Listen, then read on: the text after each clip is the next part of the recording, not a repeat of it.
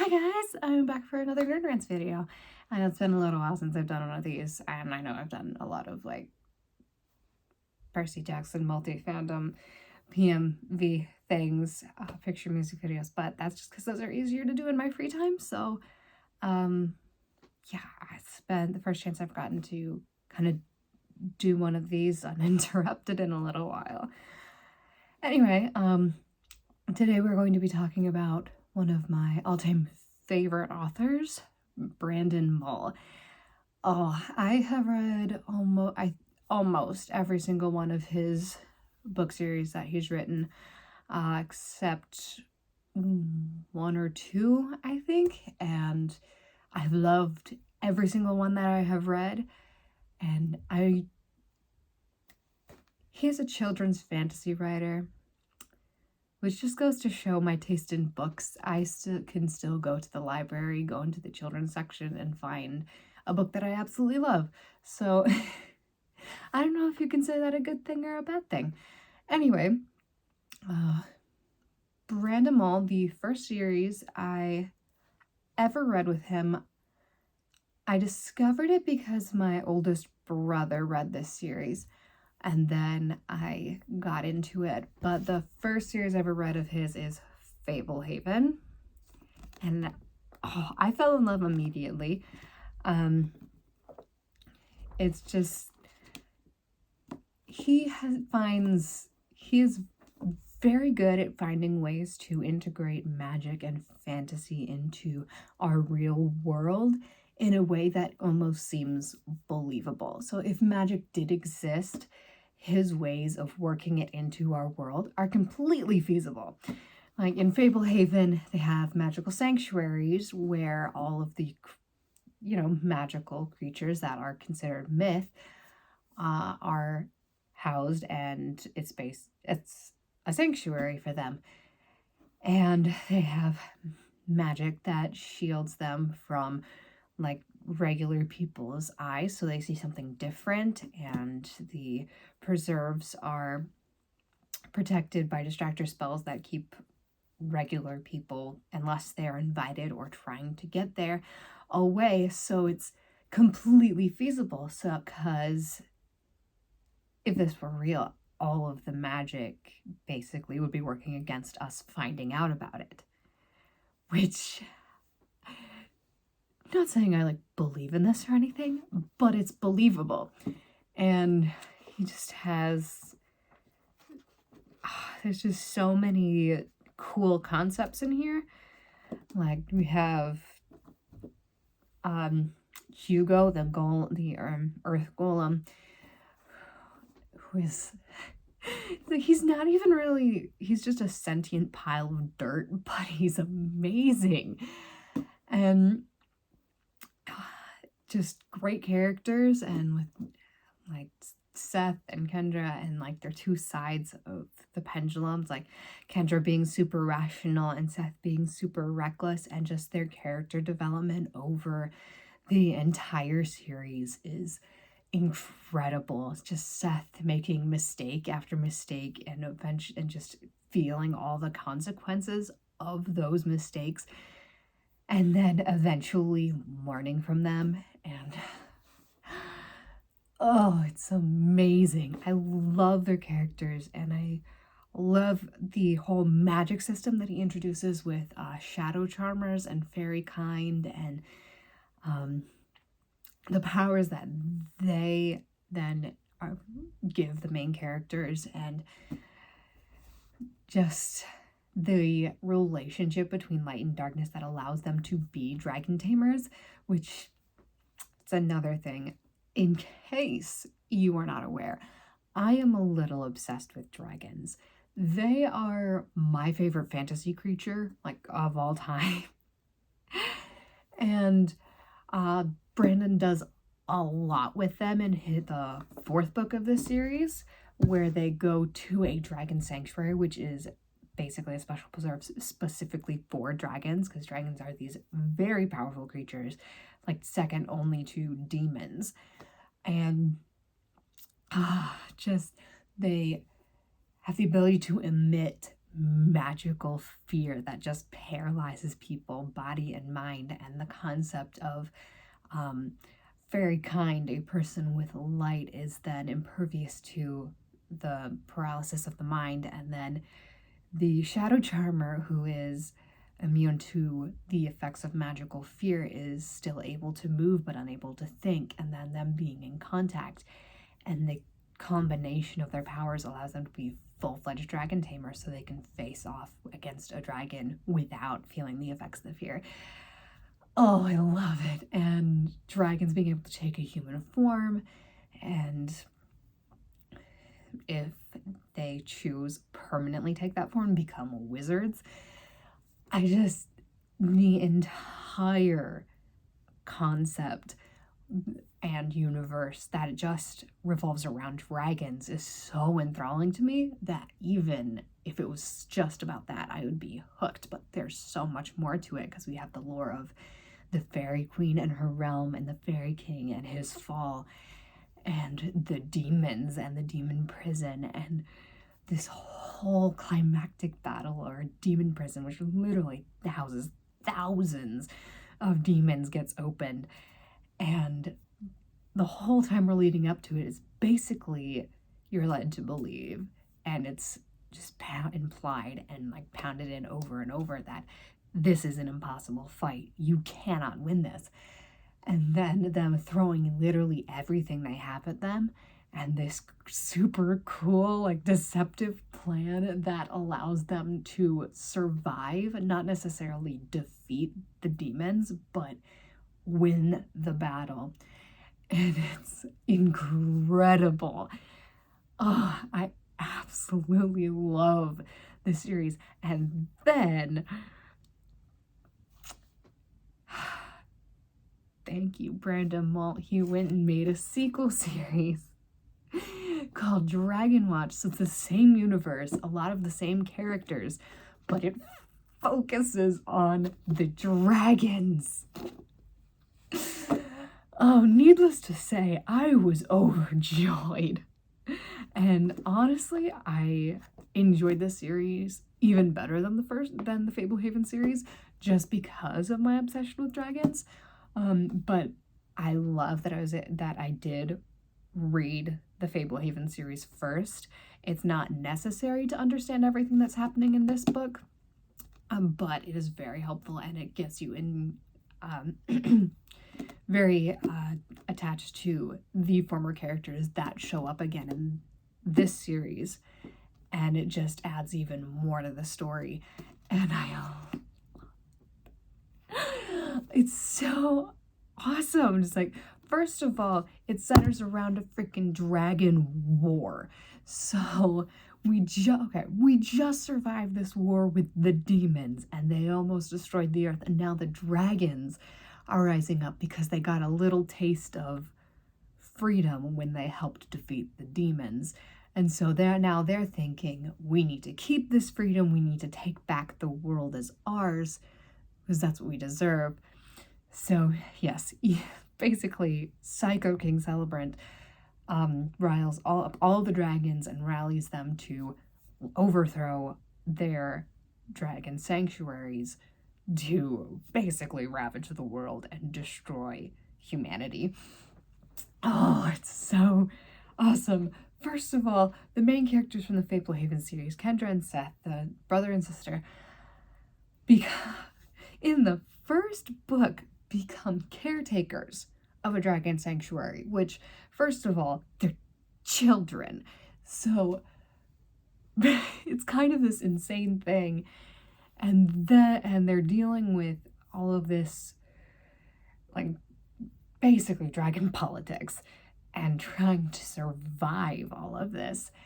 And then, oh my gosh, this sounds really bad. So many things, just like the characters seem to suffer a lot more in this series, which makes it sound really bad that I like it more than the Fablehaven one. But Seth gets complete amnesia when they're trying to get a stone that will give them an advantage in the war and stop Celebrant from getting it. So he gets total amnesia and then proceeds to get kidnapped by literally the most hateable freaking character in all literary fiction. I have never come across a character that I hate more than Ronadin, the dark unicorn. It's like the only character I've ever said, no, I literally, not even just I want him to die, I want to kill him myself. I hate him. He comes in book 2. By the end of book 3, I didn't think I could hate a character anymore. By the end of book 4, I had reached an entirely new level of hatred. And by book 5, it was both hatred and disgust. Because he literally tried to make a deal with Kendra that he would basically help them or not work against them if she married him. Again, she is like maybe 16 or 17 at this point. And he's a unicorn, so he's immortal. It was very disgusting. It grossed me out. But I hate him. So yeah, he kidnaps Seth, who has no memory, convinces him that he's the good guy. The only good thing Ronadin has ever done is teach Seth how to use his powers more. Otherwise, he sucks. He sucks so freaking much, and I hate him. Anyway, moving on from him. There is so much lore in this series, especially books 4 and 5, that we get about the world, and specifically in book 4, about dragons and like dragon slayers. Like, because you get the title of dragon slayer, but then there were the legendary dragon slayers who are just straight up immortal people tasked with killing dragons and coming when they're most needed to take care of a dragon threat. And we get an entire chapter that is like 30 pages long that is just a story explaining how these legendary dragon slayers came to be. And I love it. It's a straight up a 30-page history lesson about dragon slayers. And it's one of my favorite parts of that book. Oh, it's so great. And then book 5, not only do we get more like dragon slayer lore because we actually meet the legendary dragon slayers to help them finish the dragon war, but we also get a crap ton of lore about Shadow Charmers. We get more lore in book 3 when he's learning to control his abilities, but in book 5 we get so much lore about the fairy kind and the fairy realm, and we get history about Ronadin and basically his origins, and it's amazing. And it just builds the world and builds the characters, and I love it. I'm obsessed with world building. I am obsessed with character development. If a story doesn't have either, I'm gonna hate it. If it has just one, I will find that one aspect interesting and probably won't care about the other aspect. But it's so good. Oh god. I love Brandon Mull so much. So that's all in one universe. And I love it. And there's so much stuff. And if you haven't read it, I'm sorry. I probably spoiled a crap ton of stuff. But it's so good. And I definitely didn't spoil everything. And they're still definitely worth reading. So highly recommend going and reading those if you haven't. Again, apologies for spoilers if you haven't and were actually interested. Yeah, sorry about that. So,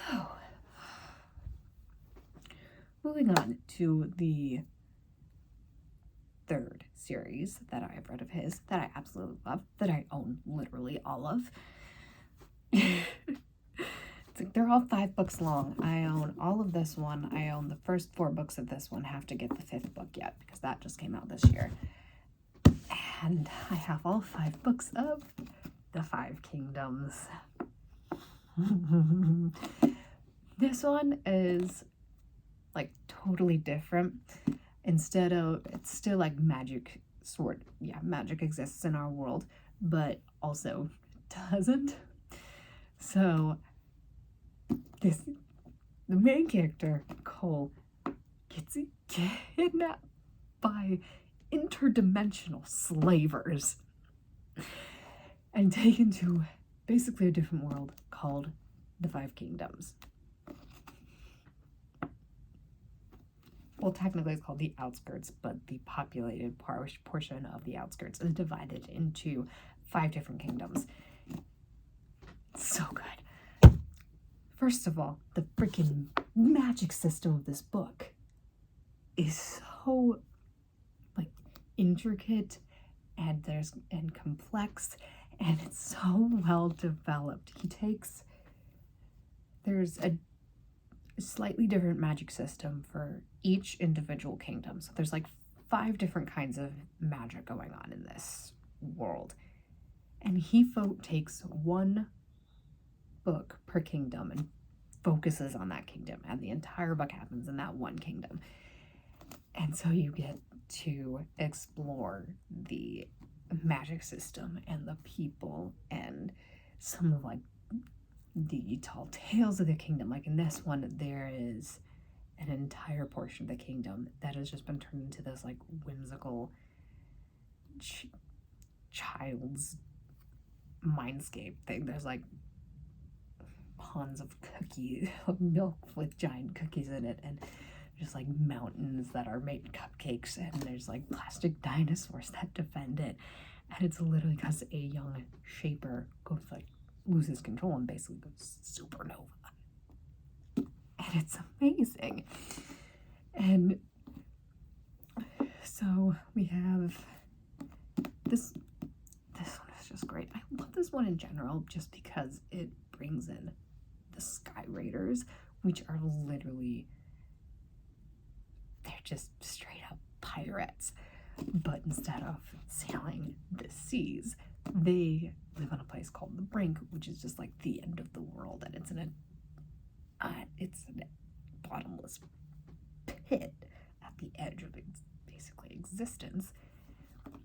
And every day, flying castles come out of this massive cloud wall and travel across this Brink to the other side, to a different cloud wall where they get destroyed. And so the Sky Raiders take flying boats, go to these sky castles, face like the unimaginable dangers that are the defenses of the sky castles, and just loot them. And I love it so much. They're like my favorite side characters. There's like group of people in this series. It's so good. Like the entire first half of this book is Cole got sold to the Sky Raiders, and he's just surviving with them and meeting these new friends with them.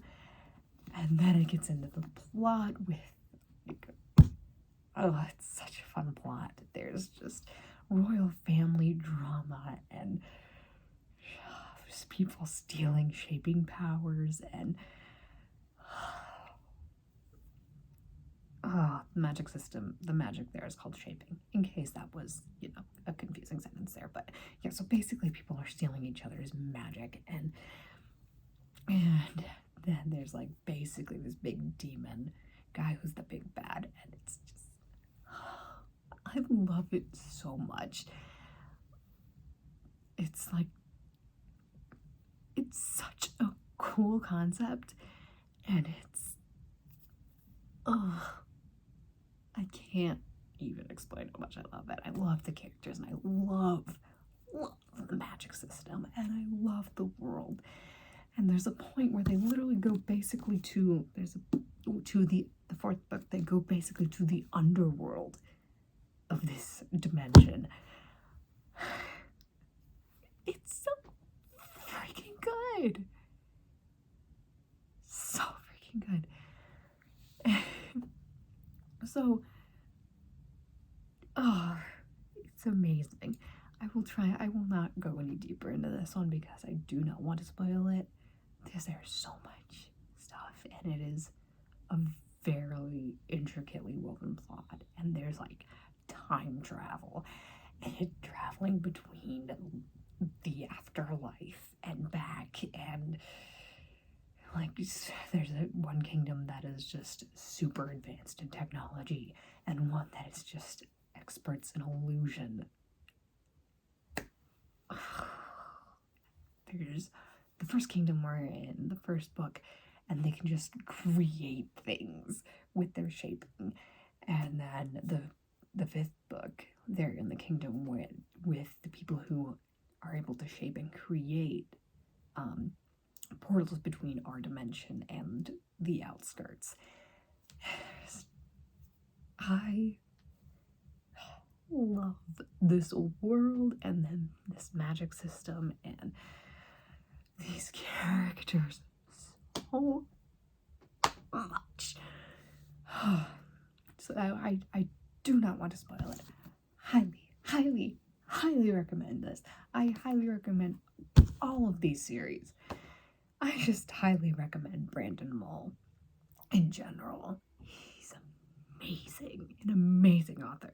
And yes, he writes children's books, but I am 19 years old and I still enjoy them and reread them and own them.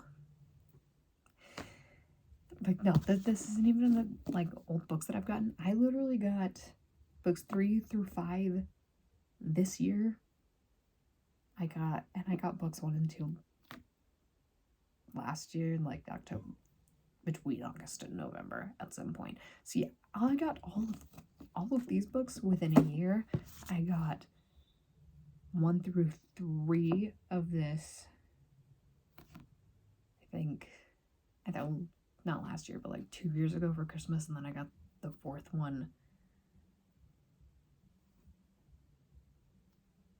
I don't know, like right. That might have been 3 years ago, and then 2 years ago I got the 4th book, and then I have to buy. Actually, no. I bought myself the 4th book, and then I have to get the. Anyway, not important.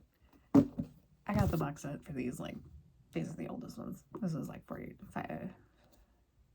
This might have been almost 6 years ago now.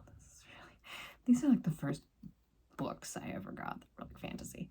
So that too, the nostalgia. But Brandon Mull is incredible, and yes, writes children's books that I still enjoy. And I've still got these complex worlds, complex characters, complex plots, and they're just so good. So, anyway, I will stop ranting. Brandon Mull just might be my favorite author of all time. So, go read him. He has 2 series that I haven't read. One is a trilogy called Beyonders. I don't know very much about it. And then Candy Shop Wars, which I know a little bit about, but I haven't had a huge spark of interest in. It's one of his, I think, more geared towards kids, because it's literally a magical candy shop where they have candy that gives them superpowers. So if that interests you, go for it. I don't know if I'll ever get into reading that one, but maybe I'll get to Beyonders. I don't know. Anyway, that is my rant, my gush really about Brandon Mull and all of his series. He is very, very good at writing magic into our world in a way that, like, feasibly, if magic existed, could work. So, anyway, Thanks for spending your last like half hour listening to me talk about books. um, but yeah, until next time, I will see you all later.